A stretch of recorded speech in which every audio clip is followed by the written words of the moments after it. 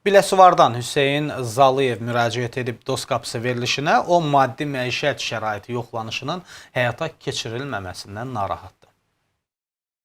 Biz sosial yardımla bağlı, təminatlı ailə olaraq sosial yardımla bağlı müraciət etmişik, amma bizə yoxlama gəlmir, yəni yoxlama gecikdirilir.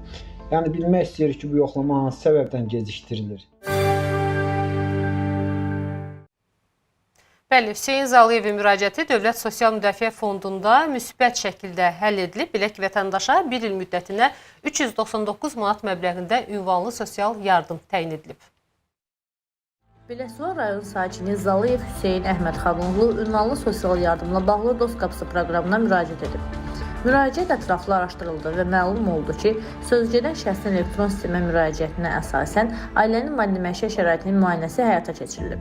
Müayinədən sonra ailəyə 1 aprel 2026-cı il tarixindən 1 il müddətinə 399 manat 60 qəpik məbləğində ünvanlı sosial yardım təyin olunub. Apreldə ünvanlı sosial yardımlar ödənilərkən vətəndaşa köhnə kartı vasitəsilə ödəniş edilib.